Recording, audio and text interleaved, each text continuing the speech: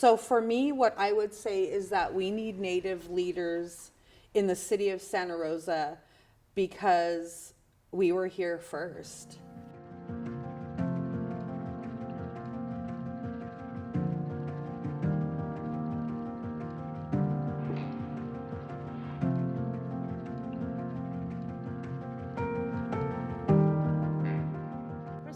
I've been working on increasing Native representation in politics on a statewide level, and that actually brought me back to Santa Rosa.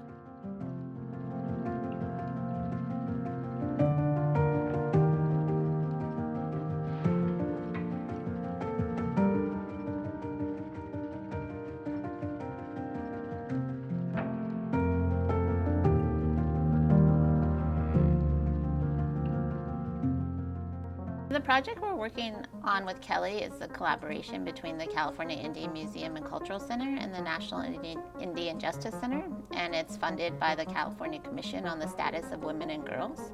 And it's really for purposes of increasing the political participation of women and girls, Native women and girls in Sonoma County on boards and committees. The Women's Leadership Project, or otherwise known as a Women's Portal Project, is focused on how to be part of different committees and boards, and basically to represent the voices of tribal communities on these committees and boards. What they are doing with the California Indian Museum, they're open to the public, so that's something that changes the dynamic for Natives because they're involving all women. And that's LGBTQ, queer, any of that, Native, non-Native, and able to mentor younger women, empower them, recruit them. And I think it all starts with having a seat at the table in order to make a difference and speak up for our people. So for me, what I've been saying for a very long time is hire Native. One day in my free time during COVID, I was looking up Sonoma County Office of Equity. So I looked on there, and they're all about diversity, equity, inclusion, with no Native American representation there. So that's just a lie right there. It's a lie. So I emailed all of that staff and said, there's no Native here, and that needs to change. A problem of erasing a whole group of people that were the first people here for tens of thousands of years. So the Native Leadership Project said we have to start addressing the issue of Native Americans. The biggest changes started coming with Governor Newsom became elected. He was the first leader who publicly, he brought all the tribes, federally recognized tribes, to Sacramento shortly after his election. He apologized for the genocides that occurred in California on behalf of the United States government and the state of California, and he said that's what it was. So that is the most important thing, is the truth, starting with the truth. Extreme violence of colonization, the post-colonial trauma.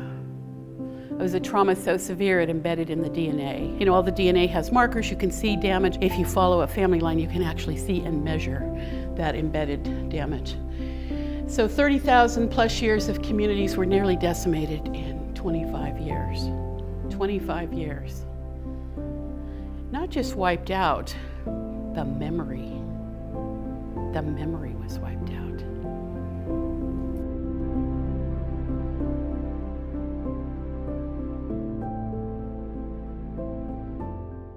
So when I started serving on boards and doing my public advocacy, which started in 1986, just asking where are the tribes, and I made the comment, I'm here to speak on behalf of the people who have no voice, the tribes of California.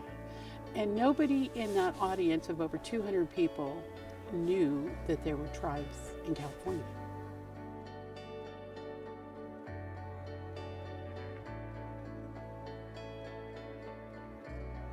I've been involved with Indian Ed for going on 9 years since I've moved back from Napa to Santa Rosa. And my only goal was to be on that board until my daughter graduated 12th grade and was able to wear her traditional regalia while she walked the stage getting her diploma, which I did succeed in changing that code. but now every Pacific Islander, Azteca dancer, Pomo dancer, plain style dancer, they can wear their traditional regalia when they walk the stage, when before they could not do that. And I want that change, like in wherever there's a Native American or Indigenous person, First Nations, I want that for them. It's something that they could look forward to. Okay, so I'm very new into the Native Women's Leadership Project.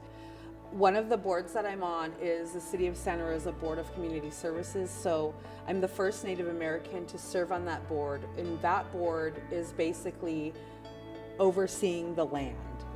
So think about that. The first Native American in the City of Santa Rosa to oversee parks and water and land. My God.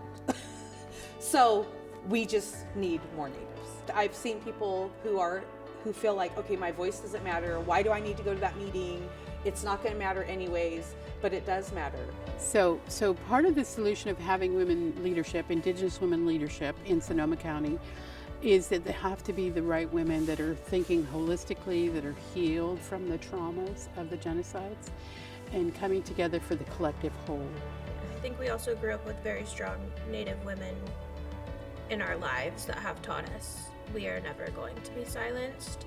I like to think of a good word, and that word is re-indigenize. So what that could mean so many things, but for me it's rethinking, indigenizing the way we live today.